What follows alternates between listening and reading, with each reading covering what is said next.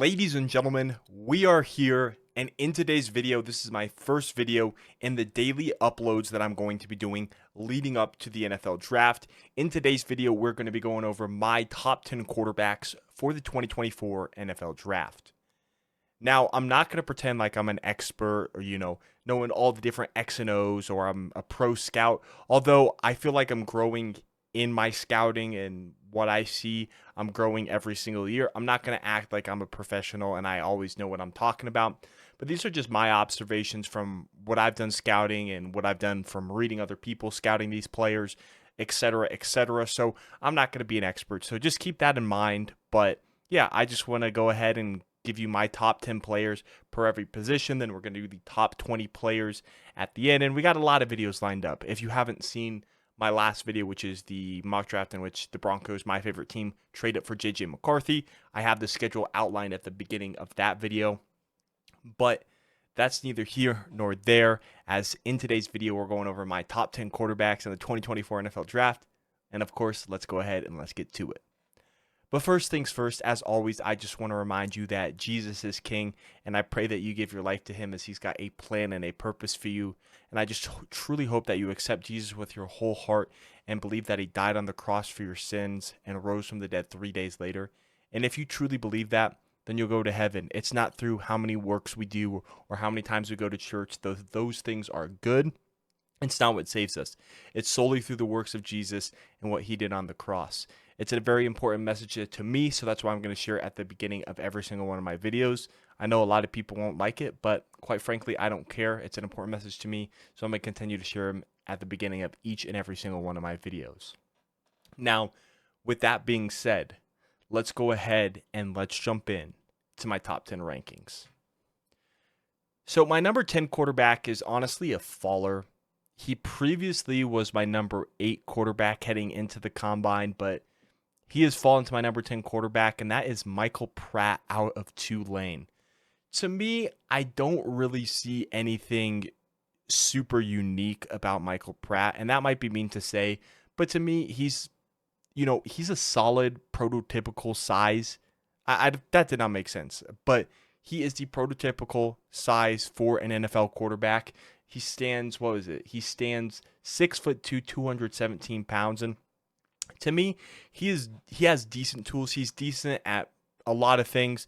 He's got decent arm strength. He's got decent accuracy, a bunch of different stuff. A high IQ player. I will say his strength is his IQ. But to me,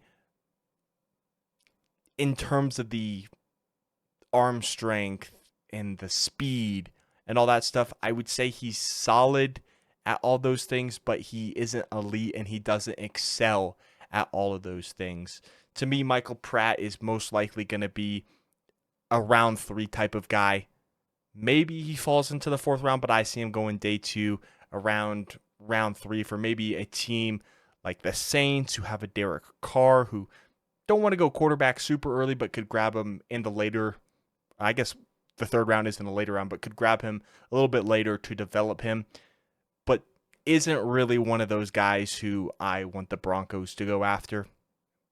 Just I don't see the super high upside that you get with guys like J.J. McCarthy or even a Joe Milton later down the road. But to me, Michael Pratt is a solid quarterback, but he's fallen for me because I don't see anything elite in his game. And that might be a little mean to say, but Michael Pratt is my number 10 quarterback this year. In 46 games, he has 730 completions on 1,204 attempts. He's passed for 9,611 yards, 90 touchdowns to 26 interceptions, and has a passer rating of a 148. I said interceptions weird, but has 26 interceptions like you can see on the screen. And yeah, Michael Pratt is my number 10 quarterback in this year's class. Next up, my number 9 quarterback is going to be Spencer Rattler. Now, if you guys have seen my videos, I don't know if I've mentioned it on my videos, but personally for me, I am not the biggest Spencer Rattler fan. That being said, a lot of people think that he is just a pure scrambler quarterback, and he's solid at scrambling. He'll pick up yards when he needs to with his legs, but he's a very solid pocket passer as well. He's going to stand in the pocket, and he's going to make throws. He's got a really, really good arm. He's a very experienced quarterback as well, of course, starting at Oklahoma.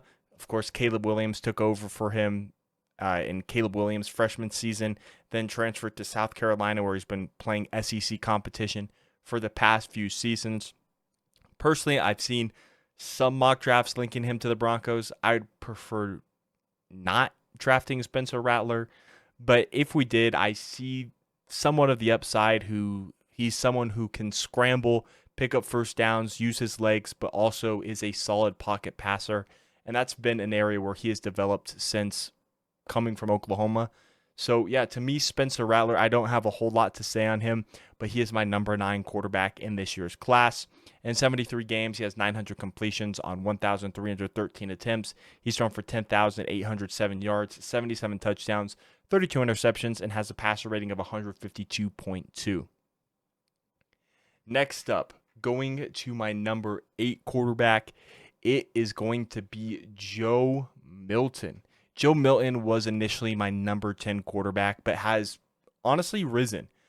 From what I saw, not only at the combine, and you shouldn't judge everything based on the combine, but I liked what I saw at the combine. And when doing more research on Joe Milton, I like the upside. You look at his frame at 6'5", 235 pounds. Not only is he super athletic, he's not going to be afraid to use his athleticism, take off, run for the first down with his legs, scramble. He can buy time in the pocket, but he has got the biggest arm in this draft.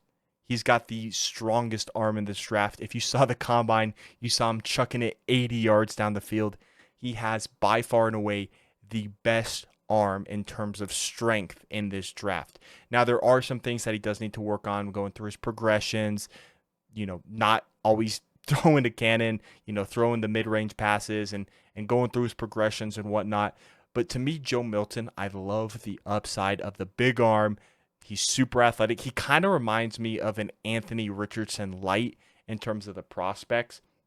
I don't think he's going anywhere near the first round. I think day 3, maybe he falls into day 4. But to me, Joe Milton, I love the upside of the big arm and the athleticism. I think that's a great combo, and a team will definitely take him and hopefully develop his athleticism and arm strength to turn him into an all-around complete quarterback. And so Joe Milton, to me, is my number 8 quarterback in this year's draft. In 43 games with both the Tennessee Volunteers, and before the Tennessee Volunteers, he was actually at Michigan with the Wolverines. He played in 43 games with 400 completions on 650 attempts. He's thrown for 5,353 yards, 37 touchdowns, and 11 interceptions, and he has a passer rating of 146.1. Like I mentioned earlier, he's a very, very raw quarterback, but like I keep saying, I love the upside of his athleticism, his frame. I mentioned that earlier, 6'5", 235, and the big arm. To me, I feel like Joe Milton could be, like I keep mentioning, an Anthony Richardson light. I don't know if I accidentally said Anthony Richardson earlier, but to me, Joe Milton feels Anthony Richardson-esque. Don't think he goes as high as Anthony Richardson did last year, but to me, the upside is there. And if the Broncos don't get a guy early in the first round and maybe you wait a little bit, Joe Milton would be a guy who I would love to take a chance on. I think that'd probably not be the smartest decision. I think we need to get one of the top guys in the draft, but Joe Milton is kind of my sleeper guy at the quarterback position. I don't know if it's sleeper is necessarily the right word, because I think a lot of people are high on him as well, but I love what Joe Milton could bring to an NFL roster. Heck, maybe the Broncos could grab their guy early and take a second quarterback in Joe Milton maybe. We'll see. I doubt that happens, but Joe Milton, high upside, my number 8 quarterback in this year's draft. Next up, my number 7 quarterback is Jordan Travis. Now, he might be a little bit higher than people expected because he is coming off of an ACL tear. To me, this is solely based on their performance on the field. It's not based on off-the-field concerns, which we'll see later, because for defensive linemen, for example, T'Vondre Sweat recently got arrested, and it's not looking good. And when I made that list, I guess I can still remake it. It was based off purely their on-field performance.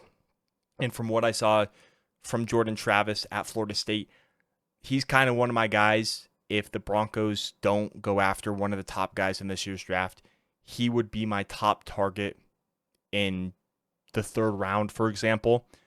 I would not mind Jordan Travis at all. Now, granted, there is the ACL tear. Probably wouldn't play this season, so I don't think that would be the best decision for the Broncos and Sean Payton when Sean Payton wants to develop his guy. But this isn't just about the Broncos. This is kind of my rankings, but as a Broncos fan, of course, I'm going to tie into that. But I am a big fan of Jordan Travis. You know, he's got a great ability to improvise and create plays under pressure. He's got a very solid arm. He can throw the football down the field, put it where he wants to. I think the biggest problem is he needs to learn the different type of throws, you know, not just always throwing a cannon and getting it down the field. But mechanics are another thing, if I remember correctly, that a lot of people were concerned about in Jordan Travis, but I think that a lot of coaches and a lot of great coaches in the NFL can coach better mechanics. But to me, I love the athleticism that Jordan Travis brings, being able to scramble and improvise when under pressure, buy time, and then throw the ball down the field, keep his eyes down the field. And I think another underrated part of Jordan Travis's game is his football IQ. He's going to understand the offense, going to understand where to put the football. Maybe sometimes has a lapse where he makes a mistake and turns the football over. But for the most part, I really like the upside that Jordan Travis brings. Now, the biggest concern is obviously going to be that ACL tear. He's going to be kind of in that Hendon Hooker situation from last year where Hendon Hooker had a great season at Tennessee, but tore his ACL late in the season. So it's going to take about a full year to recover. So we'll have to see. But I like the upside of Jordan Travis, and I'm very intrigued on which team is going to take him. Again, it could be a team like the Saints who have a Derek Carr, maybe not sold on him at quarterback and want to take a guy a little bit later in the draft. But Jordan Travis is my number 7 quarterback in this year's draft. In 49 games, he has 637 completions on 1,027 attempts. He's thrown for 8,715 yards, 66 touchdowns, 20 interceptions, and has a passer rating of 150.6. Now, I should have mentioned this at the top of the show at the very beginning, but don't base everything off of stats. Stats tell a partial story, but they don't tell the whole story. You have to watch the film, and you have to know these prospects and get to know these prospects. So don't go based off stats. You have to go based on the film and what you watch. And, you know, I'm not the greatest at watching film. I'm still learning every single day. But, you know, don't just go by stats, because stats can be very misleading and they don't tell the whole story.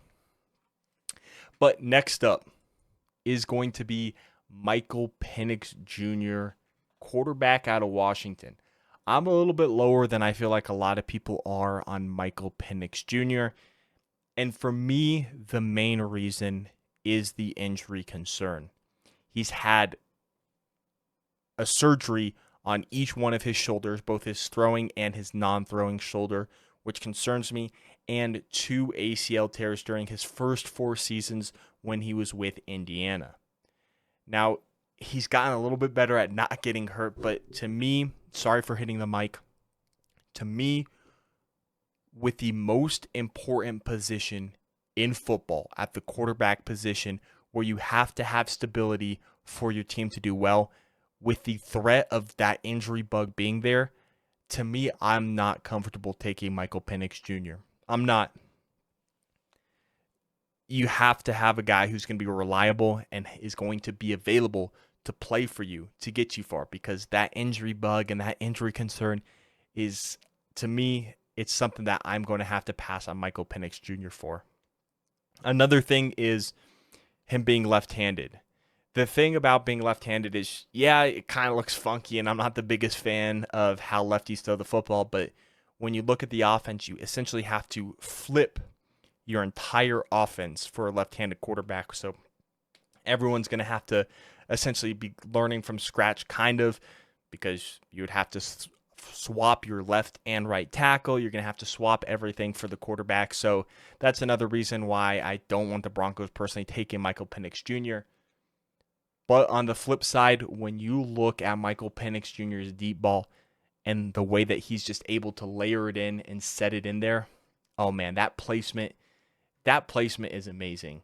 Yeah, he can hit his receivers in stride to pick up run after catch.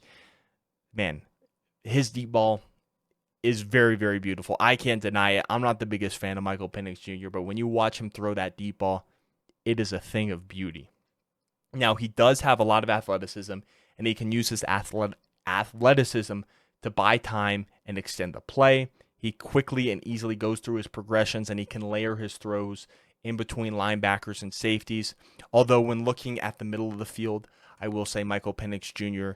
maybe isn't the best in short to medium range in terms of throwing the football. The deep ball is where he thrives and does need to work on the short and medium accuracy game. But yeah, another thing too that I forgot to mention is sometimes he does have lapses in his accuracy where he will set to throw and then he'll just misfire. That is something that is also part of Michael Penix Jr.'s game that he does need to pick up. But yeah, Michael Penix Jr. is my number 6 quarterback in this year's draft.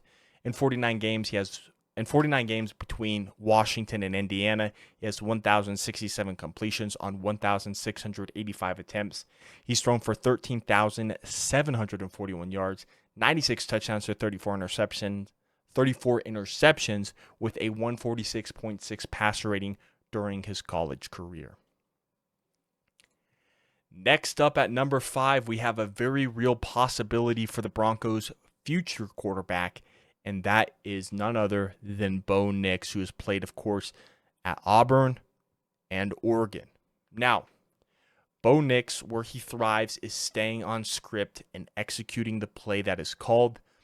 But if the play does need to be off script and he does need to buy time, he is able to buy time and extend the play using his legs rolling out of the pocket. He's going to keep his eyes down the field and looking for the open receiver. And that's a huge thing when watching these college kids is when they're scrambling, are they just going to tuck it and run, or are they looking downfield for an open receiver? And Bo Nix is looking for that open receiver. He's got great pocket mobility, able to avoid rushers. Same thing with Michael Penix Jr., by the way. I forgot to mention Michael Penix Jr. is pretty solid at navigating the pocket when the edge rushers are coming. But yeah, so same thing with Bo Nix. And Bo Nix has elite velocity, which allows him to thread the needle and throw into these very, very tight windows. And he's also got a quick release to get the ball out. Obviously quicker, but yeah, Bo Nix is one of those guys who I could very well see the Broncos taking. To me, if I were the Broncos, we very well could take Bo Nix at 12, and I wouldn't be mad at that, but my preference would be trading down, then still picking Bo Nix in the first round, so you get that fifth-year option and whatnot. But yeah, I think Bo Nix could very well be a Bronco quarterback in a couple weeks. Very well could be. But in 61 games, he has 1,286 completions on 1,936 attempts. He's thrown for 15,352 yards, 113 touchdowns to 26 interceptions, and he has a passer rating of 149.6. Bo Nix is my number 5 quarterback. Let's get to my number 4 quarterback. Next up, my number 4 quarterback is going to be J.J. McCarthy. Now, here's the thing. Honestly, by the time draft day gets here, McCarthy might be my number 3 quarterback. I am that much of a believer and that much of a fan of J.J. McCarthy. And that's how much I believe that he can be a franchise quarterback in the NFL. When you look at it, he ran a pro-style run-heavy offense where they're going to run the ball a majority of the time. But when J.J. McCarthy was asked to throw the football, he executed and he was able to throw the ball effectively and well and kept them in the game. Now, when you look at a quarterback, when you look at drafting a quarterback in the first round, you're not always drafting based on production. You're drafting on upside, and you're looking at the traits and the tools these quarterbacks possess, and as a coach, how you can develop these tools. And to me, J.J. McCarthy is a very, very toolsy player. You look at his athleticism, being able to scramble, take off, and run with the football. You look at his arm strength. He can throw the football down the field. He's got the zip. He's got the velocity to it. He can fit it into these windows. Now, when you look at his arm, he does need to learn how to use the different types of throw. these different types of throws. I don't know what that was. I struggled saying that, but these different types of throws where it's not always a bullet pass, but you can loft it in there, you can lob it in there, you can throw it with a little bit of touch, and it doesn't always have to be bullet passes. You look at his, he's got great arm talent and can throw tons of velocity, like I said, uses his legs to run and pick up first downs as well as extending the play and buying time. You look at his toughness. There was that flea flicker in the Rose Bowl, I believe it was, against Alabama. J.J. McCarthy, I believe, I can't remember if it was a handoff or if he threw it to one side of the field and then the football was thrown back to him and he had to get it out quickly and make a throw down the field, and he took a hit and he was able to get up and continue on and play the rest of the game. His toughness, both mentally and physically, is a tool that a lot of coaches like to see, as well as he's got a strong pocket presence where he's able to stand in the pocket and drop the football right into his receiver's hands in tight coverage. Like I keep mentioning, the tight coverage, J.J. McCarthy is able to deliver the football there. And he's a very toolsy player, like I keep saying, with tons of upside. And like I mentioned earlier, he ran a pro-style run-heavy offense where the goal of that offense was to run the football a lot. And then J.J. McCarthy was asked to take care of the football, which he did. He didn't turn the football over he didn't turn the football over very much, as you can see with the 11 interceptions. And I don't think it's a fair rap saying, oh yeah, J.J. McCarthy, he had this elite run game with Blake Corum and Donovan Edwards. That did help him, obviously, but Michael Penix Jr. also benefited from Rome Odunze, Jalen Polk, and Jalen McMillan. So I think J.J. McCarthy gets an unfair rap. He is one of my favorite quarterbacks and one of my favorite players. And honestly, if I had to choose, if I was the GM and the coach for the Broncos, I would trade up to number 4 overall to draft J.J. McCarthy in the first round and get him as our franchise quarterback. But, of course, I'm not. But J.J. McCarthy is one of my guys for this NFL draft. And as you can see, during his time at Michigan, he played in 40 games with 482 completions on 713 attempts. He threw for 6,226 yards, 49 touchdowns to 11 interceptions, and he had a passer rating of 160.5. Next up, my number 3 quarterback in this year's class is none other than Jayden Daniels. Now, Jayden Daniels, of course, started at Arizona State, then transferred to LSU. Was it 2 seasons? 2 seasons ago? It's kind of weird how it works because the transfer portal is happening now, and technically the college football season is about to begin with spring games and whatnot, but I guess the transfer time doesn't really matter. And Jayden Daniels is an elite athlete who's able to easily maneuver the pocket and evade rushers and use his legs to pick up first downs and to scramble and pick up first downs. He is maybe the most athletic quarterback in this draft. He's got great arm strength and he can put the football anywhere on the field, but he also has a very quick release where he's able to get the football out fast before the pressure gets in his face. He can deliver and get that ball out quickly. And like I said, that combined with his arm strength, he can put the football anywhere on the field. Got solid velocity to get there fast too. But the best thing, I guess, not the best thing, one of the things that Jayden Daniels excels at is throwing the football on the run. In fact, I would say he is the best quarterback in this draft at throwing the football on the run. If he's scrambling, rolling out, and he needs to deliver the football down the field, he throws the football on the run. I would say the best in this class. And when you look at his decision making, he is one of the best decision makers in this draft. He makes smart decisions, and he isn't going to turn the football over too much. Now, one of the big things that I will say about Jayden Daniels is he does need to learn to go through his progressions. As he starts to go through his progressions, but then after they get shut down, he kind of maybe starts to panic a little bit and then takes off and scrambles with the football. But yeah, to me, Jayden Daniels is a top quarterback in this draft, and I believe he's most likely going to be going number 2 overall to the Washington Commanders. But during his college career with the Arizona State Sun Devils and the LSU Tigers, he played in 55 games with 953 completions, or with 953 completions on 1,438 attempts. He's thrown for 12,750 yards, 89 touchdowns, and 20 interceptions while having a passer rating of 158.4. Now we're moving into the top two, and my number 2 quarterback is going to be Drake May. In my opinion, Drake May has maybe become the most disrespected quarterback in this year's class.